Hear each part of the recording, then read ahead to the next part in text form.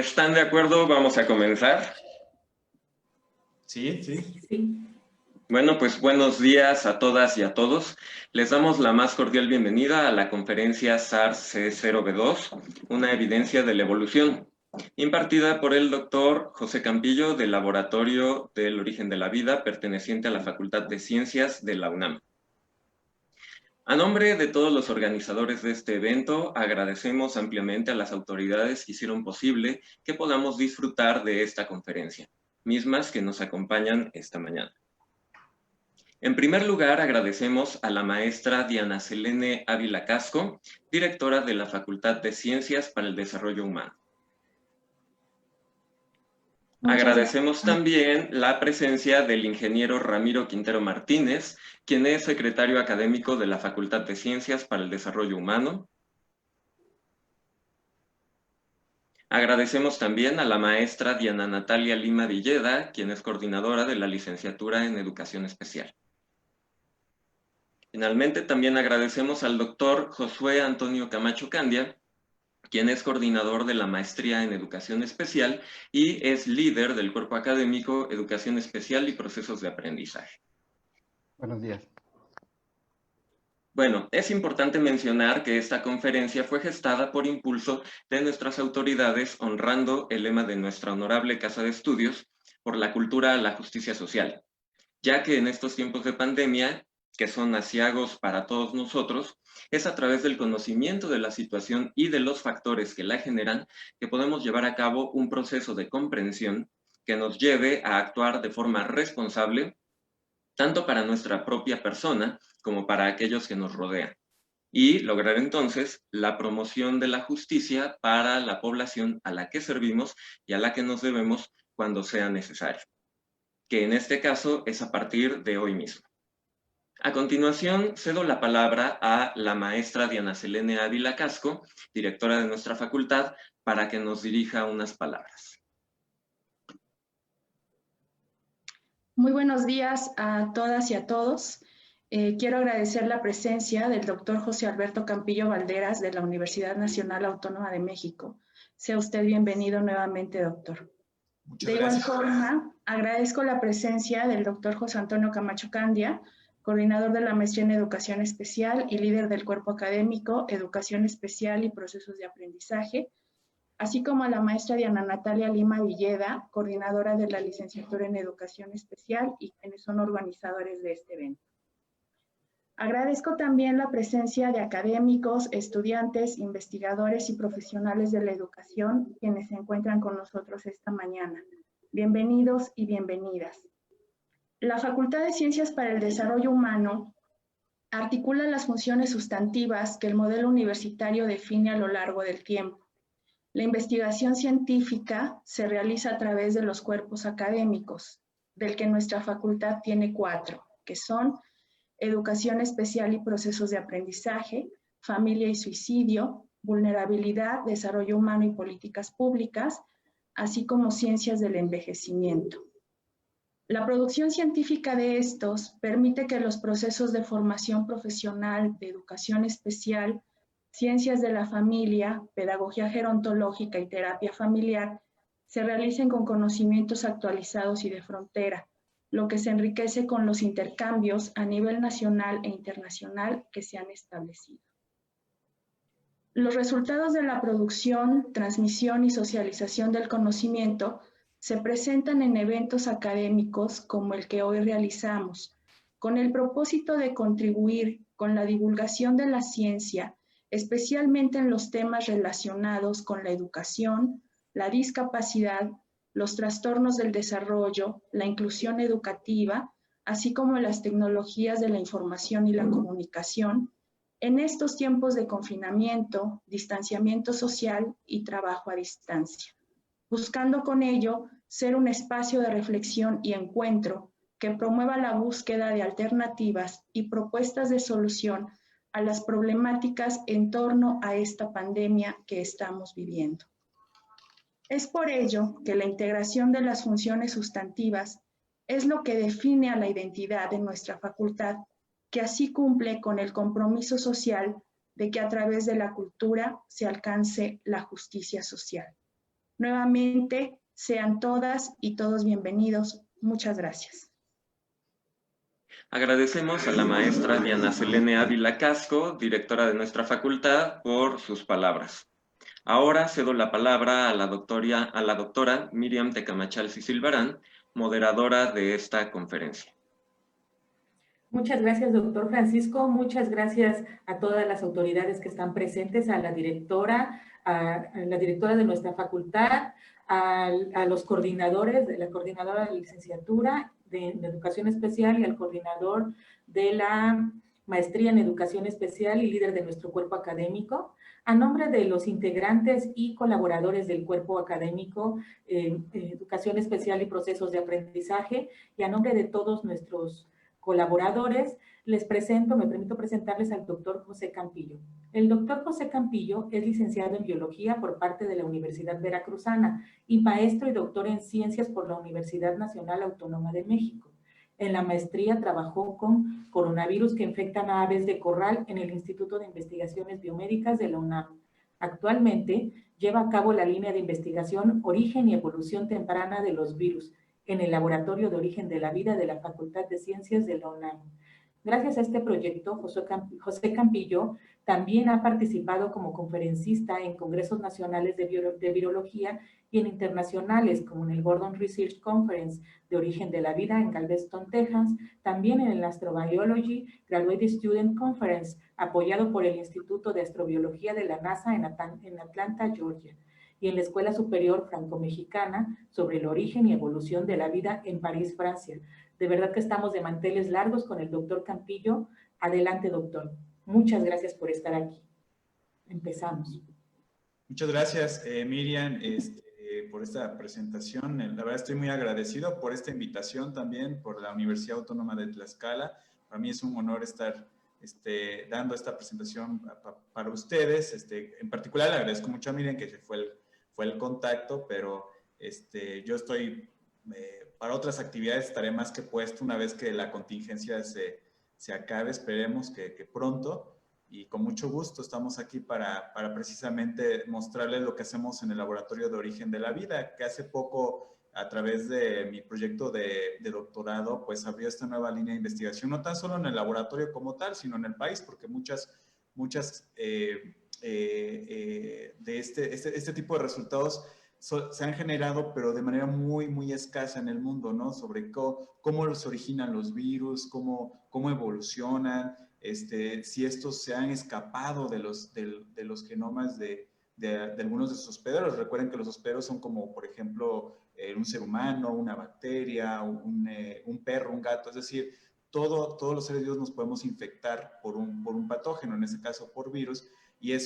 esos seres que infectan se les llaman hospederos. Entonces, nosotros nos gusta estudiar desde esta perspectiva ecológica cómo los hospederos interactúan con sus propios patógenos, en particular con los virus, ¿no? Entonces, es un trabajo que bueno, pues inició más o menos en el 2014 y actualmente pues estamos trabajando con todas las familias de los virus conocidas y entre ellas están los coronavirus precisamente.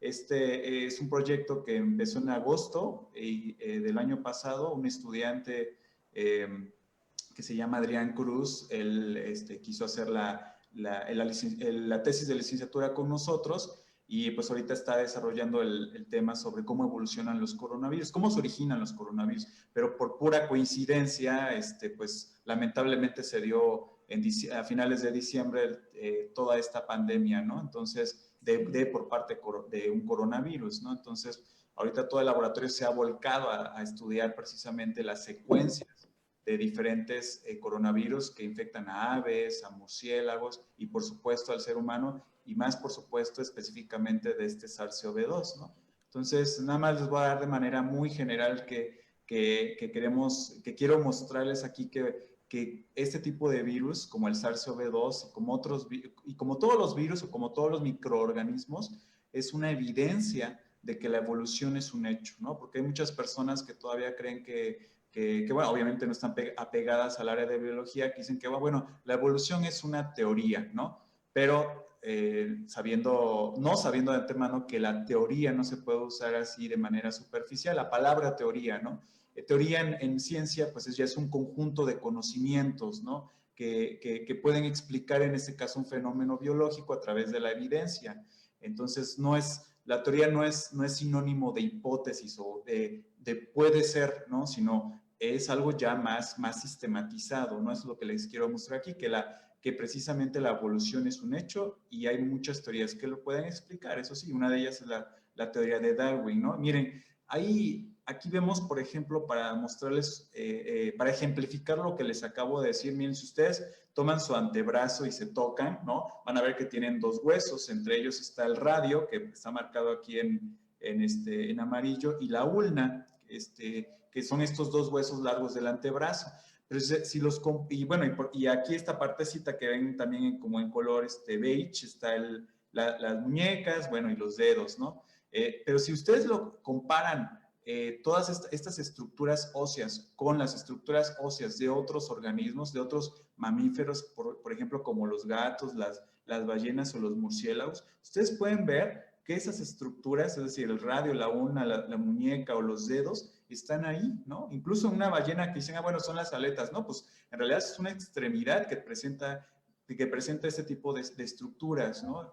Y es interesante porque a través de esta comparación anatómica que hacemos, las estructuras homólogas son un ejemplo de inferencia de la evolución. No estoy diciendo que ya es algo que es una evidencia tal cual, sino a través de un proceso lógico de esta comparación de estas estructuras podemos inferir, ¿sí? Podemos deducir que estamos emparentados de alguna manera, porque todos los mamíferos, es decir, humano, gato, ballena y murciélago, compartimos un ancestro común, ¿no? Y hay muchas diferencias de este tipo de la evolución. Una de ellas, por ejemplo, son los fósiles. Aquí les estoy mostrando fósiles de trilobite, del Devónico, hace 500 millones de años, ¿no?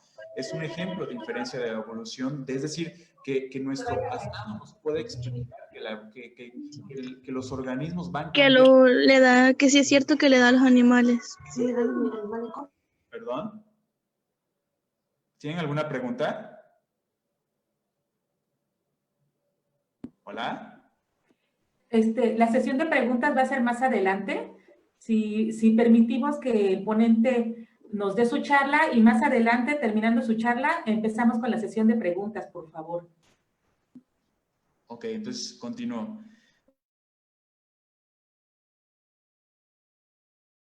Quitó su micrófono, doctor, no le escuchamos. A ver, ¿ya me escuchan?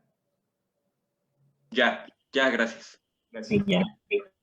Vean que otro ejemplo de este tipo de inferencia, pues también es la selección artificial. Digo, ¿quién no tiene un perro? ¿No? Y si ustedes comparan todos los perros de todos los pedigrís, que le llaman así, digo, de una manera equívoca se dicen razas, pero razas en biología no existen, ¿no? Pero bueno, están aquí todas estas variedades de perros que finalmente comparten un ancestro común con los lobos, ¿no? Y ahí vemos también un ejemplo de cómo un solo organismo puede haber evolucionado a partir de otro, ¿no? Y que, se fijan, todos tienen las características anatómicas muy similares, ¿no? Otro ejemplo de diferencias pues, son las estructuras vestigiales que a veces tenemos los seres vivos. Un ejemplo es, por ejemplo, el apéndice, ¿no? Que están ahí, nuestro cuerpo también evoluciona a través del tiempo, por millones de años, por supuesto, y vemos estructuras que estas ya, por ejemplo... Doctor, perdón que le interrumpa. ¿Podría compartirnos su presentación? Es que se ven solamente las laminillas. ¿Las laminillas? Sí, se ven todas, las diapositivas todas, pero no se ve la presentación tal cual. Ah, a ver, espérame.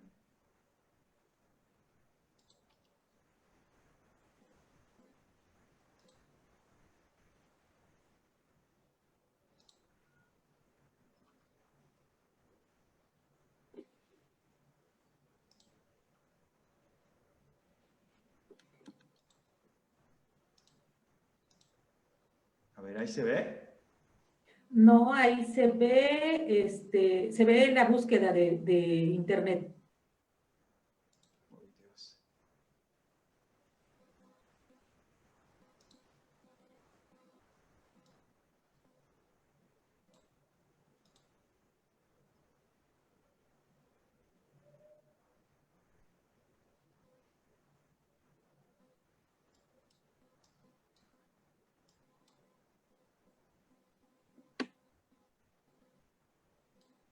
A ver, perdón, ¿eh?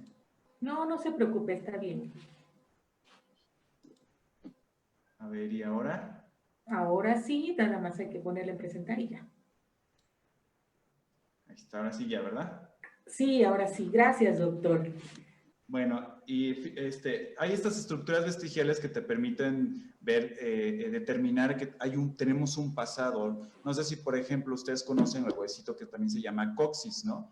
Entonces, el coxis que tenemos, todos los seres humanos y todos los mamíferos, te demuestra, en particular los seres humanos, los homínidos, te demuestra que ese huesito, ¿sí? Que ahora sí que tenemos en el trasero, es un vestigio de una cola, es decir, que nuestro ancestro común de los homínidos pues tenía ya una cola, ¿no? Entonces son estos vestigios que te demuestran que hubo un pasado y que los organismos están evolucionando.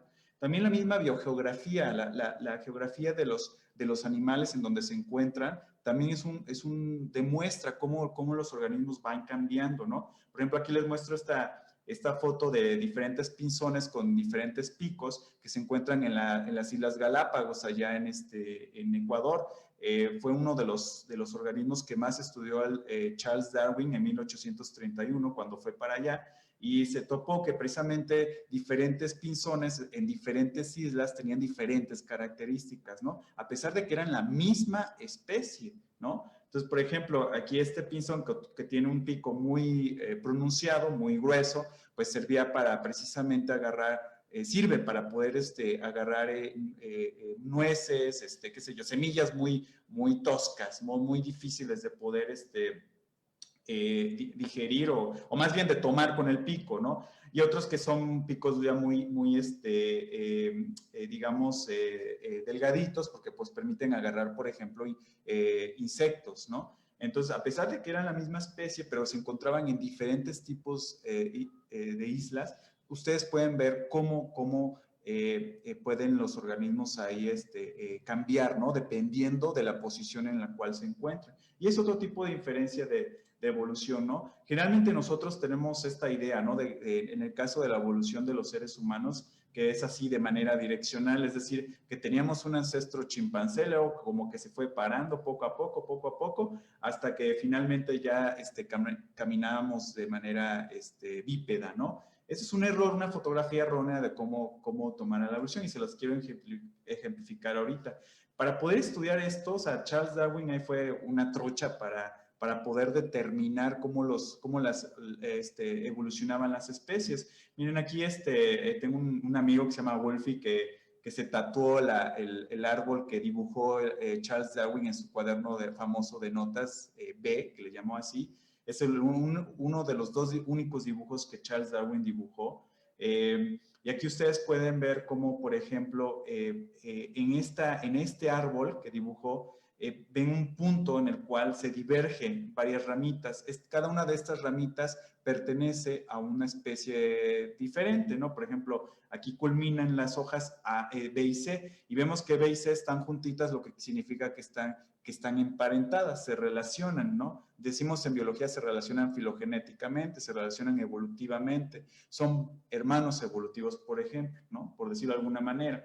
Y vemos que está muy distante de D, que a pesar de que están distantes, también tienen cierto grado de similitud, pero ya muy, muy distantes, ¿no? Es como si yo estuviera comparando a mis hermanos B y C conmigo y con mi primo D, ¿no? Entonces, y luego está aún así más distante de A, porque pues ya presentan, o sea, a pesar de que están emparentadas, tienen ciertas disimilitudes, ¿no? No son similares entre sí, pero aún así están emparentadas. Entonces vemos que aquí la evolución es un principio unificador de toda la biología, ¿no? Entender cómo estas relaciones evolutivas se representan es crítico para poder tener una comprensión general de lo que es la evolución, ¿no? Miren, aquí les estoy poniendo un ejemplo de lo que no es un árbol familiar, porque finalmente podemos compararlo con nuestros árboles genealógicos, ¿no? Por ejemplo, aquí está mi bisabuelo, mi abuelo, mi padre y yo, ¿no? Pero esto no significa que ese es un árbol familiar. ¿Por qué? Porque no es direccional. Más bien, este sí es un árbol familiar, ¿no? Aquí estamos nosotros, aquí estamos nuestros hermanos. Tenemos, en conjunto, compartimos, tanto mis hermanos como yo, compartimos a nuestros padres, ¿no? Y a la vez estamos emparentados con nuestros primos, que tanto nuestros primos como nuestros hermanos y nosotros tenemos digamos, un ancestro en común que se llaman abuelos, ¿no? Y los primos secundarios, tenemos todos nuestros primos secundarios con nosotros, compartimos a nuestros bisabuelos. Pues algo más o menos es así en cuanto a la evolución. Esto no es evolución, como el ejemplo que les puse anteriormente sobre el humano, no es que sea direccional, que el pez evolucionó para convertirse en una salamandra, luego en un gato y luego nosotros. No, no es así. Así no trabaja la evolución. Es más, esto sí es evolución, ¿no? En donde tenemos que gatos, perros, murciélagos o la ballena que les mostré anteriormente, comparada con nosotros y en cuanto a estas estructuras anatómicas, por ejemplo, o a nivel de genética también se puede hacer esta comparación, vemos que compartimos un ancestro común, ¿sí? De los mamíferos en este caso. Es decir, que la ballena, el gato, el perro, los murciélagos y nosotros somos hermanos evolutivos, ¿no? Y tenemos un papá llamado ancestro común de todos los mamíferos, del cual se diversificaron todos estos mamíferos. Pero también con los anfibios estamos emparentados y con los anfibios también presentamos un ancestro común de aquellos vertebrados con 4 extremidades, porque ustedes ven una rana, tiene sus 2 bracitos y sus 2 piernitas, ¿no? Entonces, aparte genéticamente, pues también estamos muy emparentados, ¿no? Entonces, compartimos ese ancestro común que dio lugar a los anfibios y a los mamíferos, ¿no? Pero si nos vamos más atrás en la historia de la Tierra, vemos que también con los peces compartimos un ancestro común, ¿no? Que es de todos los vertebrados, ¿no? Y así nos podemos ir, ¿no? Tenemos un ancestro común para todos los animales, tenemos un ancestro común para, por ejemplo, los eucariontes, donde están las plantas, los protistas como las amibas, los hongos, los animales en general. Ese es nuestro ancestro común, ¿no? Vámonos más atrás, en el laboratorio estudiamos un tatarabuelo de todos los seres vivos, es decir, bacterias y otros microorganismos, hasta los seres humanos, que se llama Luca. Ese Luca en sus siglas significan el último ancestro común de todos los seres vivos. Para que vean que hasta con las bacterias nosotros estamos emparentados, es decir, las bacterias son los primos secundarios o terciarios o cuaternarios, ¿sí? Que finalmente estamos emparentados con ellos. En menor grado, obviamente, pero el ancestro común tanto de las bacterias como nosotros es precisamente este tatarabuelo llamado Luca, o último ancestro común de los seres vivos, ¿no? Entonces, esto no es evolución, por favor, ya quítense esa imagen de la mente. Esto no es evolución, es una idea imprecisa de lo que es evolución, ¿no? Entonces, vemos que a través de estas imágenes, de estos modelos evolutivos, de estos árboles evolutivos, es esencial para poder explicar precisamente estos procesos de cambio, ¿no? En los seres vivos, ¿no? Entonces, con ellos podemos reconstruir la historia evolutiva y estudiar patrones de relación entre los organismos y, por supuesto, con los virus, ¿no? Estos árboles evolutivos ayudan a determinar en el campo de la virología, por ejemplo, los cambios de un virus a través del tiempo, también permiten inferir la existencia de pandemias futuras, ayudan a identificar el origen de una epidemia viral, pueden fechar incluso el origen de dicha epidemia, se puede detectar recombinación viral, como por ejemplo el SARS-CoV-2 es un virus que ha sido recombinado. Por la naturaleza, por supuesto, ¿no? Lo vamos a ver más adelante. Se puede trazar la evolución viral de un paciente, incluso por ejemplo, un mismo paciente puede llegar a tener diferentes variedades de VIH y cada una con su propia evolución, pero todas tienen un ancestro común de un VIH original al cual infectó al paciente, ¿no? Pero de ahí se puede diversificar dentro de su mismo cuerpo, ¿no?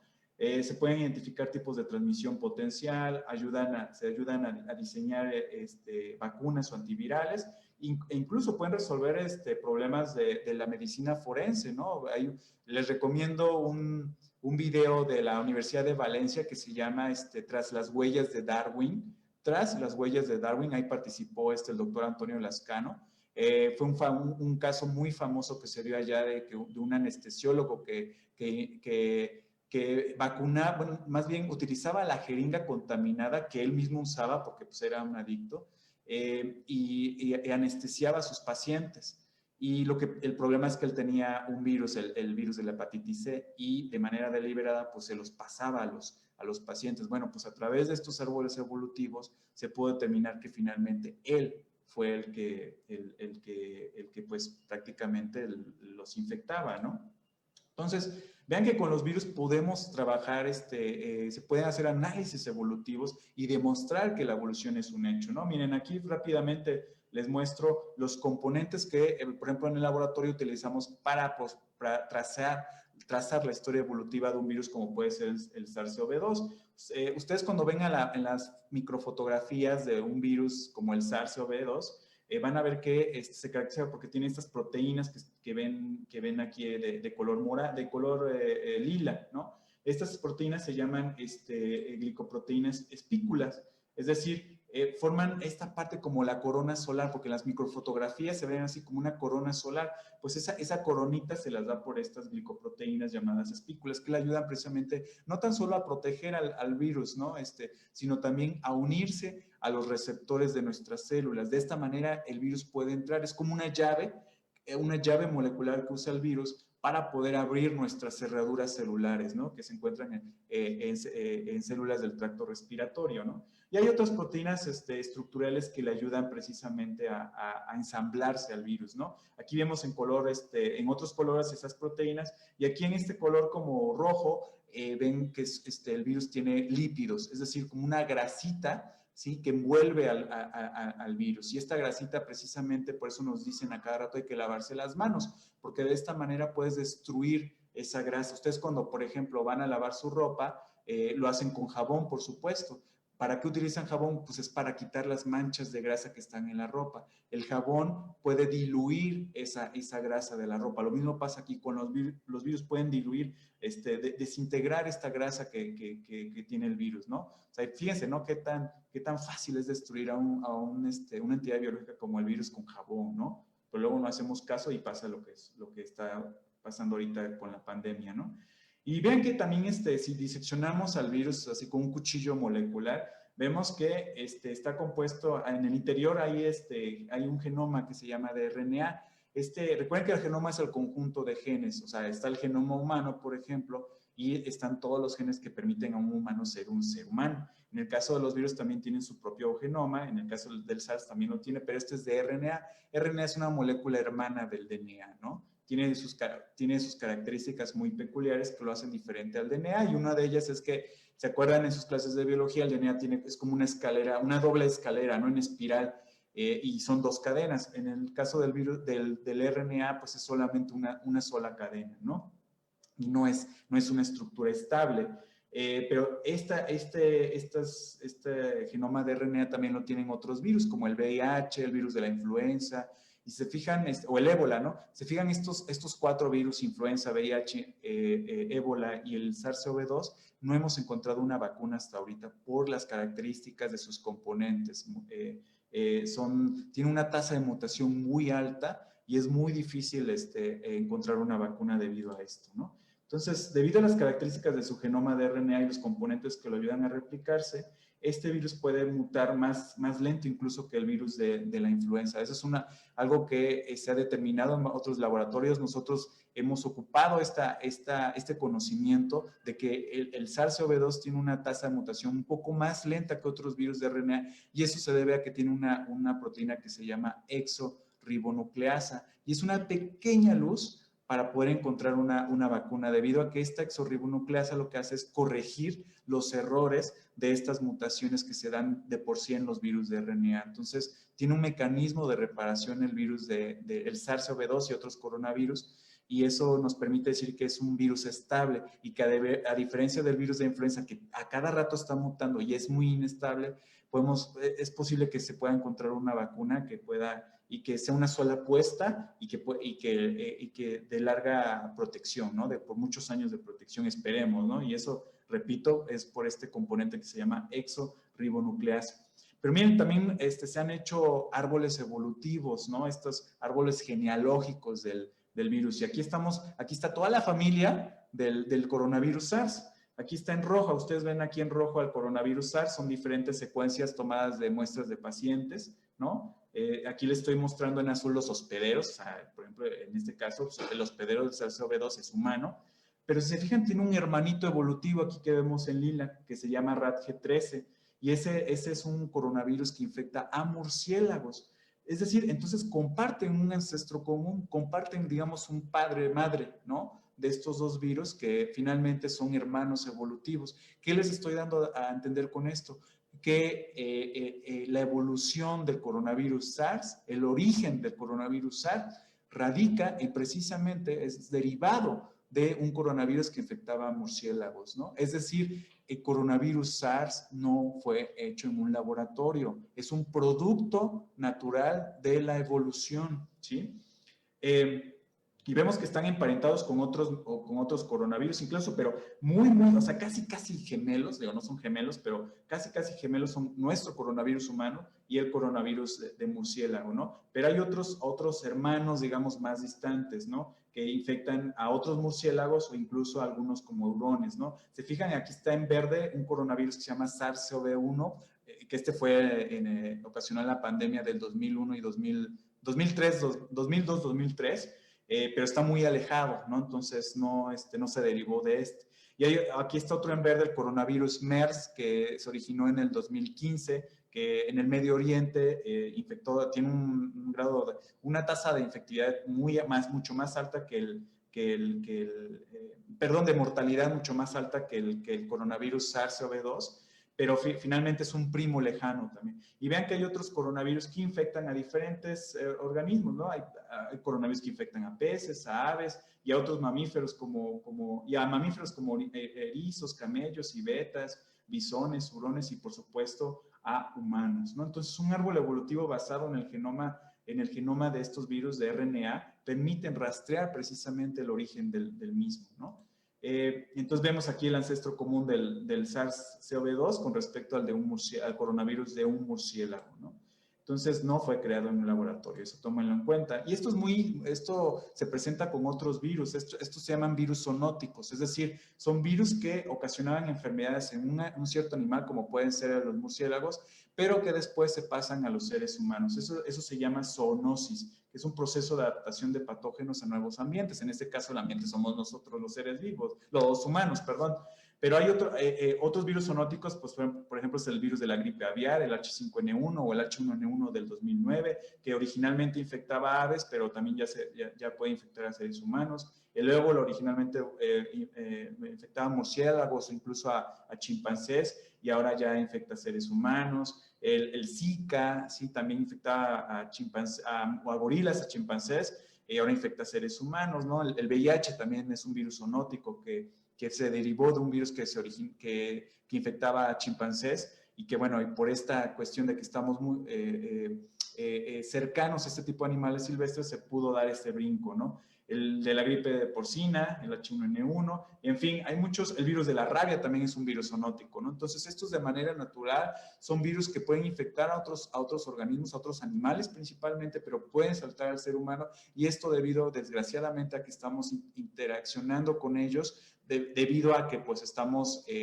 alterando su propio medio, ¿no? O sea, por ejemplo, en el Amazonas, en la selva que se encuentran en la parte baja de China, de Indonesia, etcétera, ¿no? Entonces, eso es algo muy común, ¿no? Que sucede. Lo que no sabemos hasta ahorita es si este coronavirus que infectaba originalmente a murciélagos pasó directamente a seres humanos, no necesariamente a través de una sopa de murciélagos, sino más bien fue por ese contacto directo con ellos, ¿no? Ahí en Indonesia, por ejemplo, o en la parte sur de China, hay personas que pues viven precisamente del guano de estos murciélagos porque lo utilizan como fertilizante. Entonces, estas personas entran a las cuevas, recogen todo el guano, y es que en el guano o en la saliva del murciélago y otros fluidos de los murciélagos se puede encontrar ahí el virus y puede infectar directamente a estas personas, ¿no? Entonces, no sabemos todavía si fue ese contacto directo o si utilizó un intermediario mamífero como los pangolines, que desgraciadamente son los mamíferos más traficados en el mercado negro mundial. Y los pangolines también tienen sus propios coronavirus, ¿no? Entonces, se ha visto que un componente, es decir, la proteína esta spike, la espícula, la que utiliza como llave del virus que infecta a los pangolines, es casi 100% parecida a la llave de nuestro propio coronavirus, ¿no? De hecho, no se parece hasta un 90% con respecto a la de la llave del coronavirus de murciélago. Entonces, más parecida a la del pangolín. A eso me refiero con recombinación genética, ¿no? Vean que también un árbol evolutivo podemos utilizarlo para rastrear, ¿no? Fechar el origen y evolución del SARS-CoV-2 ya en los pacientes, ¿no? Entonces, por ejemplo, aquí les estoy mostrando, esta es una gráfica que se hizo que bueno, la hice ahí a través de una base de datos que se llama NextStrain, ¿sí? Si pueden entrar después nextstrain.org, ahí pueden encontrar mucha información. Y aquí en marzo ya se contaban con 176 secuencias genomas del SARS-CoV-2 y ya actualmente ya más de 32,000 genomas. Pero vean que con esos genomas yo puedo hacer este árbol evolutivo de manera radial, ¿no? Ya es como si viéramos al arbolito, pero ahora desde arriba, ¿no? Y vemos que cada uno de estos colores representa a un paciente de diferente nacionalidad, ¿no? Las tonalidades moradas son países asiáticos, tonalidades verdes son ya países europeos, y finalmente las tonalidades en rojo son de países americanos, ¿no? Entonces, vean que se puede hacer esto, vean que de los países asiáticos, las muestras tomadas de chinos, por ejemplo, o de otros pacientes de otras nacionalidades asiáticas, se encuentran distribuidas en todo el árbol. Es decir, fueron los dispersores principales para poder infectar a otras personas de otras nacionalidades, ¿no? Digo, no quiere decir que con eso hay que linchar a los chinos, ¿no? Se pudo haber dado esta situación en México, se pudo dar en Australia, etcétera. Recordemos la del 2009 que se dio en México, ¿no? Entonces, no es que una característica racial, entre comillas, repito, la raza no existe en biología, pero una característica por ser de un cierto país, ¿eres más susceptible a ser infectado? No, no existe eso, ¿no? O sea, entonces, cualquier persona pudo haber contraído esta enfermedad, ¿no? Y fíjense que aquí encontramos emparentado, así para que vean que sí tenemos parientes europeos, ¿no? Bueno, obvio no, pero esta es la primera muestra de paciente mexicano que se obtuvo en el 28 de febrero, del cual se secuenció gracias a investigadores del Instituto de Biotecnología de la UNAM, y vemos que este coronavirus del paciente mexicano está emparentado, ¿sí? Porque lo encontramos en el mismo grupo con coronavirus de pacientes europeos, en particular de italianos, ¿no? Entonces, con eso se puede rastrear a través del estudio evolutivo se puede rastrear de dónde viene el coronavirus que infectó a cierta persona, ¿no? Entonces, vemos que las moléculas como el RNA, el DNA y las proteínas, ¿sí? Como en el caso del genoma, es decir, del RNA del coronavirus, se puede demostrar que la evidencia de que los organismos o las entidades biológicas como los virus pueden evolucionar, es decir, que la evolución es un hecho. Miren, yo aquí les estoy mostrando ya el genoma del SARS-CoV-2, el primero que se obtuvo, que se le llamó Wuhan-Hu1, ese es su número, su identificador. Es un genoma de RNA que les decía, tiene aproximadamente 30 kilobases, o sea, son 30,000 letritas, por decirlo de alguna manera, 30,000 letritas. Acuérdense que adenina, guanina, citosina, y en este caso es uracilo porque es de RNA. ¿Se acuerdan de las 4 letras principales de este material genético? Pues son 30,000 letritas que tiene el coronavirus SARS-CoV-2, ¿no? Y aquí les estoy mostrando. Y cada sección de este genoma puede codificar a diferentes genes, que lo podemos ver aquí, como ORF1A, ORF1B, hay genes de espículas, de la hemaglutinina esterasa, que después se traducen ya a componentes estructurales importantes que se llaman proteínas, ¿no? Aquí tenemos, todas estas proteínas ya se han caracterizado de manera tridimensional, ¿sí? Como algunas proteínas que se llaman proteasas, otras RNAs polimerasas. Aquí está la endorribonucleasa que les dije que puede corregir los errores de las mutaciones, ¿no? O la proteína spike, que es la proteína espícula. Ya, debido a estos componentes, nosotros usamos estas estructuras terciarias en el laboratorio para poder comparar y trazar la historia evolutiva de este tipo de componentes, ¿no? Entonces, con el genoma, con los genes, con el RNA en este caso, o con las estructuras terciarias de las proteínas, podemos trazar la historia evolutiva de un virus, ¿no? Entonces, La evolución significa descendencia más modificación. Es decir, así como vemos que los virus tienen estos cambios, necesariamente para que evolucionen necesitan pasarlo a las siguientes generaciones, ¿no? O sea, replicarse y que estén constantemente replicando y pasando esa información. Nosotros los seres humanos lo hacemos todo el tiempo. Cuando nos reproducimos, le estamos pasando la información a nuestros hijos. Pero si lo vemos a una escala más grande, es decir, que toda la población humana pasa su información a las siguientes generaciones, todos los mamíferos pasan, es decir, hay un proceso evolutivo. O sea, tiene que haber ese paso de la información de una generación a otra, pero con cambios, ¿no? Entonces, eso es lo que significa evolución, ¿no? En este caso, el SARS-CoV-2 evoluciona y transmite los cambios a las siguientes generaciones. Ahora, los análisis evolutivos ayudan a determinar e identificar los cambios en un virus. Por ejemplo, el SARS-CoV-2 tiene mutaciones como cualquier virus de RNA, VIH, influenza, dengue o Zika, pero su evolución es más lenta debido a esta exorribonucleasa, ¿no? Los análisis evolutivos ayudan a identificar y fechar el origen de una epidemia viral, como puede ser el caso del SARS-CoV-2, que se originó más o menos a mediados de noviembre en Wuhan, China, y su pariente más cercano con el que comparte un ancestro común es el coronavirus de murciélago, como lo acabamos de ver en el árbol evolutivo anterior. Los análisis evolutivos pueden detectar recombinación viral. El SARS-CoV-2 tiene un genoma parecido al genoma del coronavirus de murciélago, pero también tiene el gen de la proteína espícula que se parece al de coronavirus que infecta a los pangolines. Entonces, ahí vemos un proceso de recombinación genética y es otra manera de explicar cómo estos virus pueden evolucionar.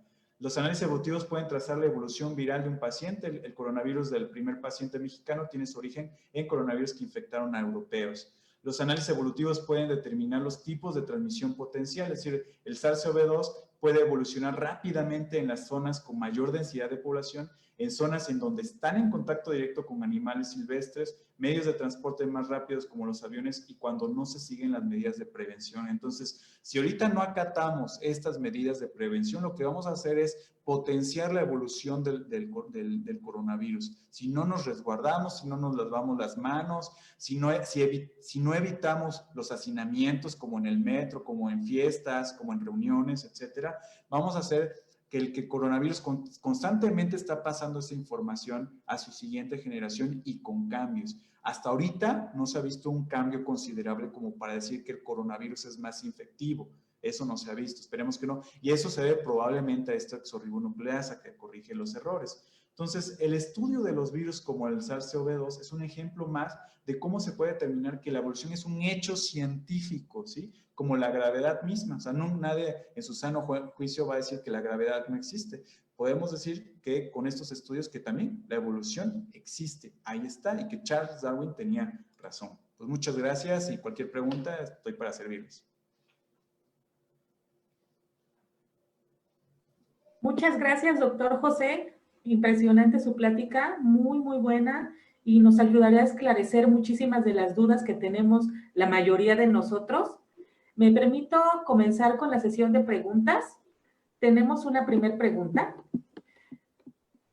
que dice así. Hace unos minutos comentó que por el jabón se deshace la membrana del virus. Sin embargo, no me queda claro por qué con el tiempo se desintegra o no prevalece y lo hace en diferentes tiempos, según el material en el que se encuentra, como el plástico o el papel. ¿Podría contestarnos esta pregunta, doctor? Sí, claro. No, pues, bueno, el jabón, por el compuesto, los compuestos químicos que tiene, que también el jabón es como si fuera, son lípidos finalmente. El jabón es un lípido, es un tipo de lípido. Entonces, ahí, no me acuerdo qué filósofo dijo, creo que fue Sócrates, ¿no? Lo semejante disuelve a lo semejante, ¿no? Entonces, precisamente, si nada más nos lavamos las manos con agua, pues no le va a pasar nada al virus. O sea, es como si pusieran cuando ustedes ponen una gota de grasa en un vaso con agua, ¿qué sucede?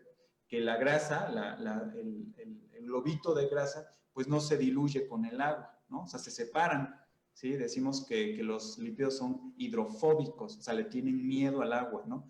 Pero ¿qué pasa si yo esa gota de grasa la pongo con agua y con jabón? Van a ver que rápidamente se diluye. Así pasa a la hora de lavarse las manos, ¿no? Todas esas moléculas del jabón con base en lípidos forman unas cosas que se llaman micelas y engloban al virus, que finalmente el virus, como tiene también estos lípidos, Entonces se van desintegrando la membrana del lípido, ¿no?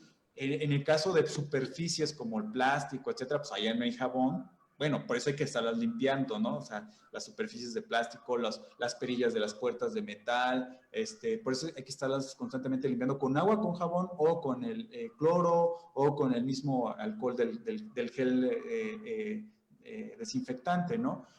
Pero se encuentran en estas superficies a veces y que puede llegar a durar mucho tiempo. Por ejemplo, en el mismo cubrebocas, si una persona está enferma y usa cubrebocas, enferma por COVID-19, y tira a la basura, ese cubrebocas, el virus ahí puede estar activo hasta más de 7 días, ¿no?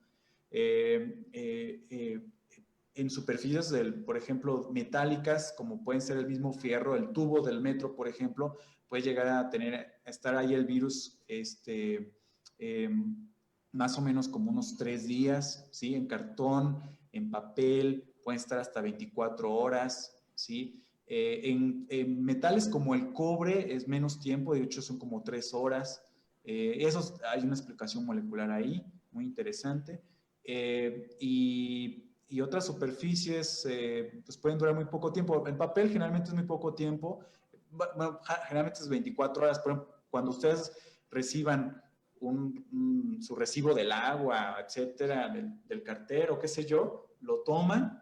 Yo lo que hago es ponerlo en el piso.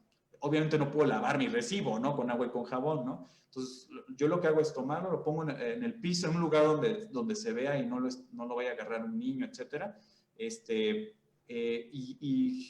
que esté en contacto directo con la luz solar, porque de esta manera rápidamente el virus se inactiva, ¿no? Pero generalmente lo tengo 24 horas ahí en papel, ¿no? Y no lo toco para nada, ¿no? Todas los productos que ustedes compren en el mercado, por ejemplo, lávenlos. Así sea que vayan a comprar una bolsa de Sabritas, bueno, sí se pueden decir marcas aquí, ¿verdad? Bueno, una bolsa de Sabritas, Sí. las lavan con agua y con jabón, ¿sí? Y si las van a comer en ese instante, lávenlas, ¿no? Las latas de la comida, lávenlas con agua y con jabón. La bolsa del mandado, lávenla también, ¿no? Entonces, de esta manera el virus lo puedes fácilmente desintegrar, ¿no? Entonces, son medidas, eso es a lo que se refiere con la nueva normalidad, que es un término que no me gusta, ¿no? Pero bueno, en la nueva normalidad, todos tenemos que acatar estas medidas de prevención, independientemente si ya pasaron 2, 3 años, ¿sí? Eso es algo que tenemos que acostumbrarnos todos en todo el mundo, ¿no? A que hay que lavarse muy bien las manos, que hay que lavar los productos, las mercancías que compramos en el mercado. Si hay una persona que está enferma, evitar que ésta vaya al trabajo. Es que en México es muy común de que va ahí el estudiante todo enfermo y pues va a una clase. ¿Por qué? Porque pues el maestro se lo exige y pues no, hace un contagiadero impresionante. Eso ya tiene que cambiar. Eso es a lo que se refiere con nueva normalidad, ¿no? De que estas medidas de prevención no nada más van a estar un ratito, ya es, digamos, ya de por vida, ¿no? Muy bien, doctor. Muchísimas gracias por su respuesta. Tenemos otra pregunta. ¿El tratamiento con plasma sanguíneo es una posibilidad debido a la lentitud para la evolución de este virus, lo cual eliminaría la posibilidad para el tratamiento de otros virus? ¿Me puedes repetir la pregunta, por favor? Perdón, me distraje. Sí, el tratamiento con plasma sanguíneo dicen que es una posibilidad debido a la lentitud para la evolución de este virus. ¿Eso es real? Y también, ¿lo eliminaría como posibilidad de tratamiento para otros virus o sirve para todos?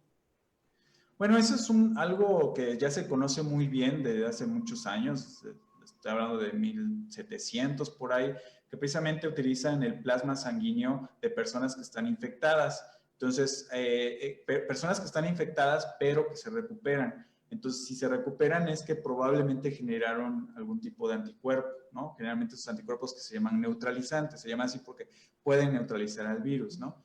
Y se pueden utilizar este suero en donde están estos anticuerpos y se pueden transferir de manera directa a un paciente que no ha generado esa inmunidad, ¿no? Entonces, eso se llama como inmunidad pasiva. Entonces, aparentemente eso está funcionando, pero el problema es que luego a veces eso puede tener efectos secundarios. Por ejemplo, pues tienes que tener el mismo tipo de sangre, porque si no, si tienen diferente tipo de sangre el paciente 1 con el paciente 2, puede haber ahí una reacción alérgica, ¿no? Y puede comprometer la vida de la persona, ¿no?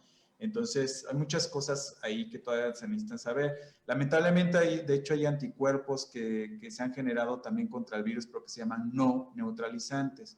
Y el problema con estos es que pueden activar otro tipo de procesos en nuestro organismo, como puede ser una cosa que se llama inflamación, y liberan un montón de señales químicas que se llaman citocinas. Estas citocinas generalmente se presentan en este tipo de inflamación. Por ejemplo, cuando uno les duele la cabeza, eso es un tipo de inflamación, y es que ahí las citocinas empiezan a hacer que el cuerpo aumente la temperatura, ¿no? Y de esta manera puedes matar algunos patógenos, ¿no?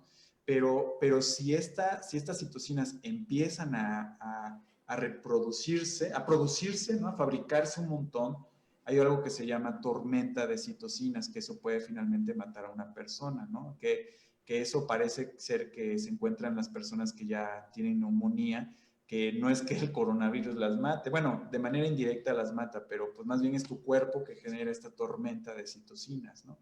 Entonces, pues sí, la inmunidad pasiva pues está funcionando, es un ejemplo de cómo se puede contrarrestar el virus, pero no es la respuesta. La respuesta va a ser con las vacunas, finalmente. Con antivirales tal vez, ¿sí? Por un cierto tiempo, pero con la vacuna va a ser crucial, y eso va a tardar lamentablemente como 2 o 3 años, ¿no? Y para que llegue a tu brazo va a tardar un poco más de tiempo. Entonces, por eso hay que apostar por la ciencia aquí en nuestro país, y que esperemos que se apoye más para precisamente el diseño de nuestra propia vacuna aquí en México, ¿no? Y eso, una doctora de primer orden, yo la quiero mucho, la doctora Laura Palomares, está en el Instituto de Biotecnología, y su gran equipo de estudiantes de postdoctorados, estudiantes de posgrado, etcétera, y junto con el doctor Carlos Arias, también jefe de ese grupo, están haciendo una vacuna, y ahorita pues están, digamos, en la fase de exploración, que se le llama así, ¿no? O sea, todavía no, de aquí también para que llegue a que sea ya una vacuna que se haga de manera industrial, va a tardar también mucho, mucho tiempo, ¿no? Muy bien, doctor. Voy a escoger algunas de todas las preguntas que tenemos. Tenemos otra. Dice, tú sabes que en redes sociales muchos científicos, y hago así, entre comillas, y médicos comentan que la política implementada por el gobierno de sana distancia, lavado de manos y uso de cubrebocas es errónea, porque las personas no crean defensas al virus. ¿De verdad esto puede generar defensas ante un virus? La leo tal cual estaba, ¿eh? No es mi opinión personal. No es que sean defensas contra el virus, sino más bien, bueno, la defensa molecular pues está en nosotros, ¿no? A través del sistema inmunitario, ¿no? Pero sí son medidas que sí ayudan a evitar que te puedas contagiar. El virus, les decía, utiliza esta llave molecular. Esta llave molecular solamente sirve, ¿sí? Se une principalmente a una cerradura celular que se llama AC2. Esta es una enzima, es una proteína que se llama enzima de la convertidora de angiotensina 2, y esta ayuda a controlar, a controlar el flujo sanguíneo.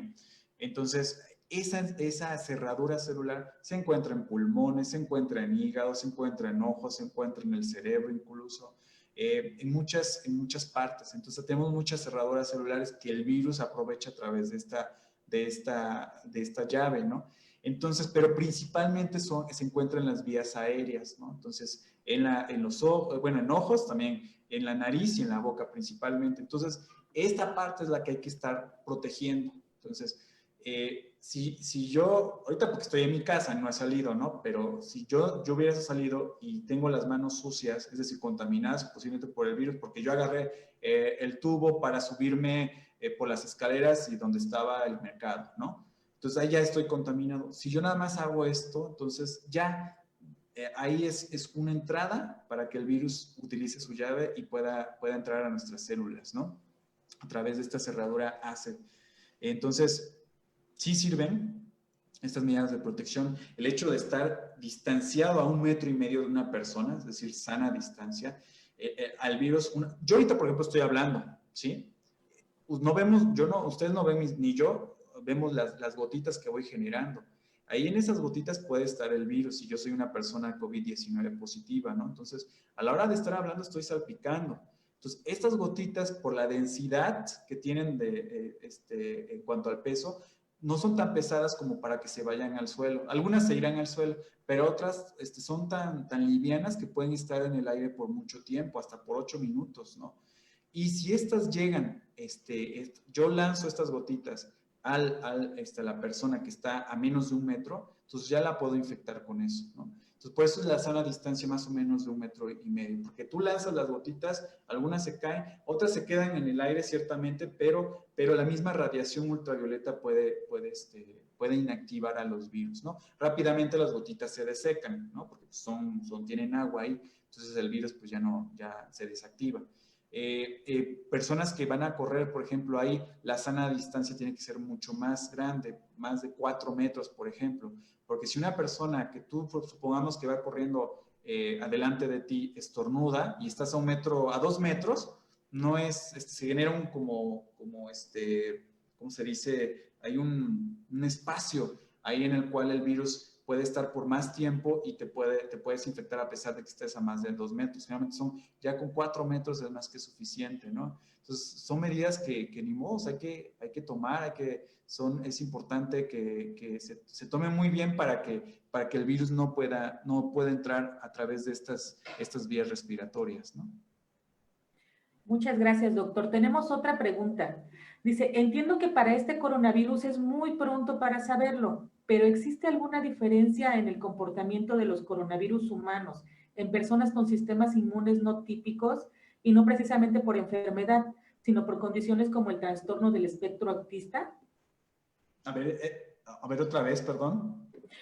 Sí, o sea, comprenden que es muy difícil ahorita saberlo, es muy temprano. Sin embargo, se sabe si los coronavirus humanos se comportan diferente en sistemas no típicos como niños autistas, como con síndrome de Down o con algún otro tipo de trastornos del neurodesarrollo. Es una buena pregunta. Mira, con niños en particular, no necesariamente que tengan este tipo de condiciones, pero en general con niños, o sea, se ha visto que hay un cierto porcentaje muy pequeño que, que no, o sea, que se puede llegar a infectar, pero se recupera fácilmente. O sea, sí hay infecciones en niños, pero repito, se recuperan fácilmente. Se tienen algunas explicaciones, son hipótesis, ¿no? Una de ellas es que como tienen su sistema inmunitario tiernito, entonces no generan estas cosas, no generan en demasiada cantidad estos señales, señales químicas que les dije, que se llaman citocinas. Entonces no hay una tormenta de citocinas en los niños. Entonces no hay una inflamación de los pulmones como puede ser la neumonía y por lo tanto no matan a los niños, cosa que sí hay en un adulto. La otra es que debido a que pues, están también desarrollando toda su estructura anatómica los niños, tienen pocas proteínas, pocas cerraduras celulares ACE, ¿no? que les decía hace rato, la enzima de la angiotensina. Entonces, pues hay pocos virus se van a estar uniendo, ¿no? Entonces no hay una enfermedad, no se presenta una enfermedad tan grave, ¿no? La otra vez estaba yo leyendo sobre niños que tienen complicaciones cardíacas. Esto es de un texto de la Universidad de Stanford y bueno, uno de los cardiólogos pediatras, ¿no? mencionaba que pues hasta ahorita no se ha visto que se comprometa, ¿no? al niño debido a que se ha infectado por el SARS, ¿no? CoV-2. En cuanto a niños con otras condiciones, hasta ahorita que yo sepa, no, salvo que sea una condición que pueda comprometer su sistema inmunitario. Entonces, ahí sí. Por ejemplo, si el niño, pues a lo mejor es obeso, o sea, obeso, pues, no con sobrepeso, obeso, ¿no? Probablemente ahí, porque lo que tiene la obesidad es que debilita, igual que la diabetes, debilitan las el tejido epitelial, que se llama así, de los vasos sanguíneos. Entonces, ahí se pueden incluso hasta formar como coágulos, cuando una vez que el virus del SARS-CoV-2, se ha visto que hay hasta coágulos, ¿no? Que se forman ahí, pueden comprometer la salud del niño, ¿no? O del joven, porque eso se ha visto más en jóvenes de 14 a 18 años. En Nueva York eso se tiene muy bien estudiado, de que hay un nuevo síntoma que se llama COVID-19. Entonces a los jóvenes tú ves infectados por el SARS-CoV-2, ves que tienen una cosa que se llaman sabañones, eso no sé si es un término que lo conocemos aquí en México, que en realidad los vasos sanguíneos están inflamados del pie, entonces se ven muy enrojecidos, y eso es por el virus, ¿no? Pero bueno, finalmente es nada más de esa condición, pero pues generalmente se recuperan estos jóvenes, ¿no? Pero niños con otras condiciones que yo sepa, ahorita no hay muchos estudios, ¿no? O sea, incluso los que tienen anemia, que yo sepa, no son pocos estudios como para decir algo ya tan determinante, ¿no? Entonces también me metí a la sociedad, precisamente a la Sociedad Internacional de, ¿cómo se llama? No recuerdo ahorita el nombre de la enfermedad, bueno, que tienen tienen esta enfermedad que son anémicos, pero es una enfermedad muy en particular, se me fue el nombre, pero es una Sociedad Internacional de Anémicos, ¿no? Entonces, ellos mismos... ¿Anemia falciforme? Pues no, es otra, ya no me acuerdo, pero bueno, es anemia en general, ¿no? Y pues no hay estudios de eso, o sea, aparentemente todo indica que no es un sector vulnerable, ¿no? Entonces, pero son pocos estudios, apenas estamos conociendo al virus. O sea, de hecho es el virus más estudiado de la historia de la Tierra, de la humanidad más bien, ¿no?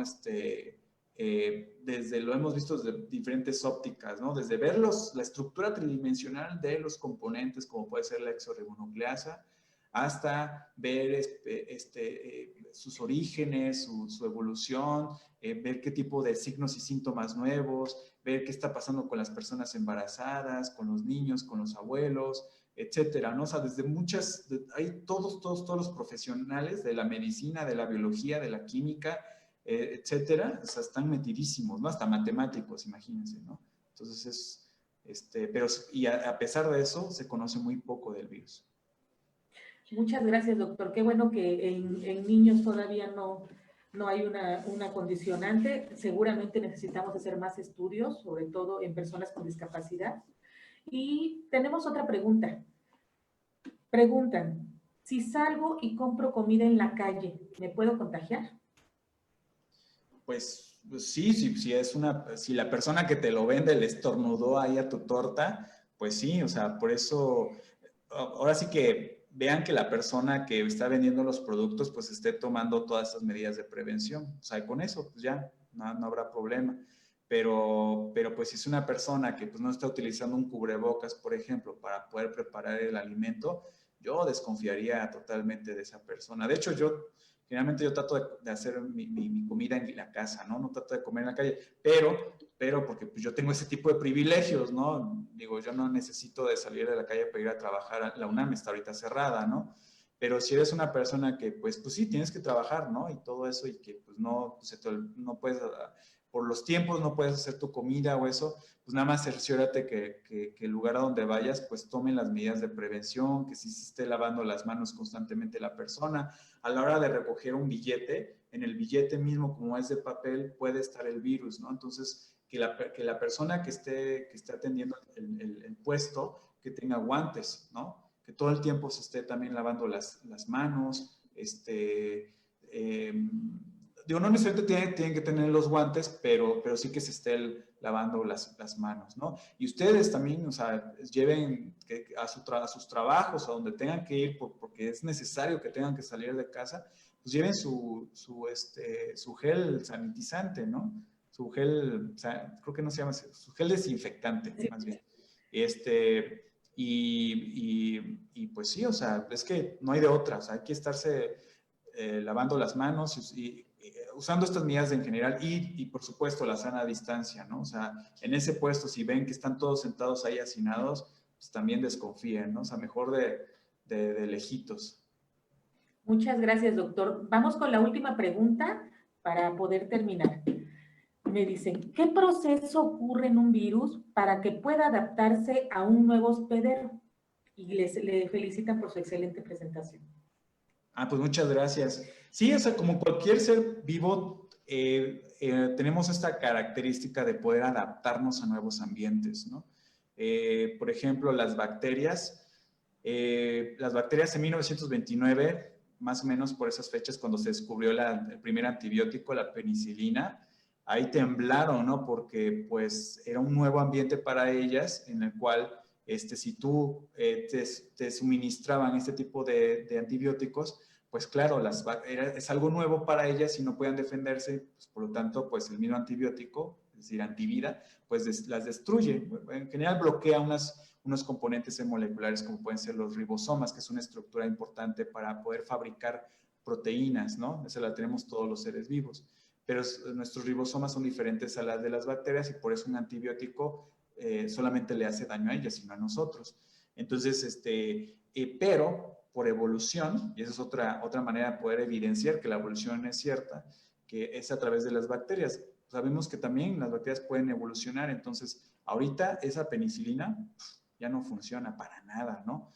Contra las bacterias. ¿Por qué? Porque han creado resistencia bacteriana, ¿no? Resistencia ante estos antibióticos. Entonces la evolución sigue. Por eso es importante no administrar antibióticos si no sabes si tienes una infección bacteriana. O sea, solamente los médicos pueden saber eso. Ustedes no son médicos, entonces no vayan y compren antibióticos si no tienen una prescripción médica. Entonces, con los virus pasa lo mismo, ¿no? O sea, se pueden adaptar a nuevos ambientes, ¿no? Entonces, si estamos en contacto directo con los animales, por ejemplo, animales de tipo silvestre principalmente, pues se pueden brincar virus. Entonces, y debido a que, ¿se acuerdan que los mamíferos decíamos en un principio, yo les decía en un principio, pues somos hermanos también, ¿no? Somos hermanos evolutivos, el murciélago y yo. Es decir, tenemos prácticamente, nuestra estructura es parecida, tenemos extremidades, tenemos ojos, la nariz, las orejitas, pelo, etcétera, somos mamíferos los dos, pero a nivel molecular también, ellos también tienen esta cerradura celular llamada ACE, muy parecida a la de nosotros, pero también al mismo tiempo es diferente esta cerradura celular, tiene muchas diferencias ahí, que el virus originalmente pues puede entrar con su llave a esa cerradura del murciélago, esa cerradura celular del murciélago. Pero si tiene cambios constantemente el virus, porque pues, la mutación es de manera pues, al azar y es natural, ¿no? Y tú, ser humano, estás en constante contacto directo con este tipo de animales, vas a las cuevas, agarras el guano, etcétera. Entonces, fácilmente el virus puede brincar al ser humano y si hay un virus que tiene unas mutaciones que le permiten hacer una llave que exactamente pueda entrar a la cerradura de nuestras células humanas, pues ya, ahí el virus se está adaptando poco a poco a nuestras células. Obviamente un solo virus no lo va a hacer, tiene que ser toda una población de virus, ¿no? Y esto que constantemente se esté pasando, el proceso evolutivo puede ser lento. De hecho, ya se tiene conocimiento que más o menos desde noviembre empezaron a los primeros contagios. Entonces eso quiere decir que al virus a lo mejor desde antes ya haría un primer contacto, un contacto directo con un ser humano, que a la vez ya se fue diseminando, y como todos los seres humanos, pues ahora sí que vivimos en lugares muy hacinados, donde hay mucha gente, principalmente en las ciudades principales, pues claro, entonces esto se empieza a dispersar fácilmente. Entonces ahorita ya tenemos un virus que se ha adaptado muy bien a nuestras células, incluso tan bien que tiene características de muy infectivo. Es decir, infectivo no necesariamente quiere decir que es demasiado patógeno, ¿no? Sino más bien que rápidamente se puede transmitir de una persona a otra. Y eso lo podemos comparar con otros coronavirus pandémicos, como el SARS-CoV-1 y el MERS, que estos no fue limitada su tasa de contagio, ¿no? O sea, fueron pocos los contagios con esos virus.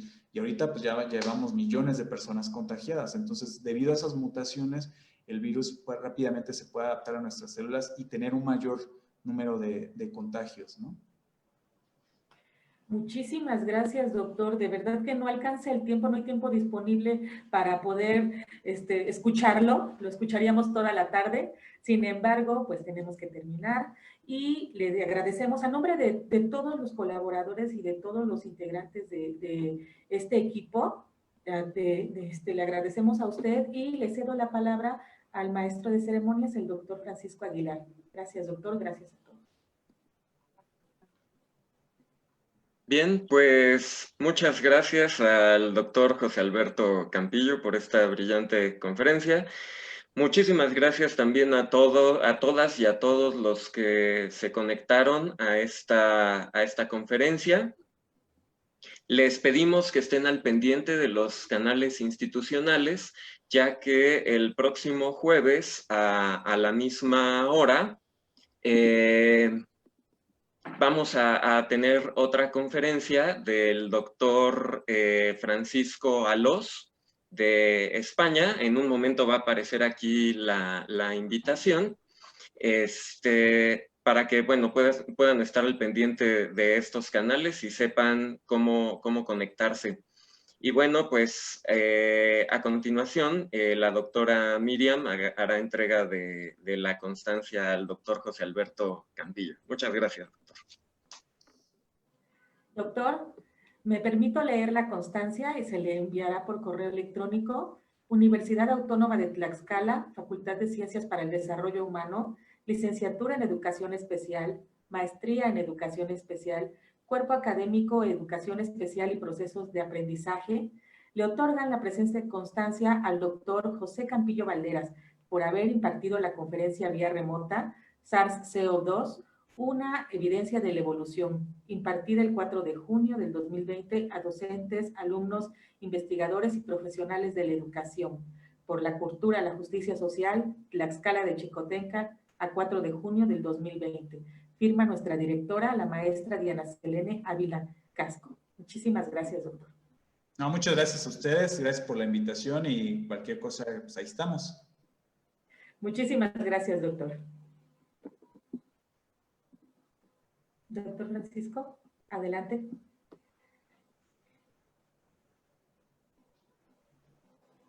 Aquí está la invitación que comentaba, ahí está la fecha, será el 11 de junio de este mismo año a las 11 de la mañana para que estén al pendiente. La conferencia será titulada A propósito del COVID-19 y la nueva normalidad, consideraciones desde la psicología conductual. Muchas gracias a todos por su participación y esperamos gozar de esta misma participación el próximo jueves. Muchas gracias a todos y buena tarde. Hasta luego. Hasta luego, gracias. Hasta luego, doctor.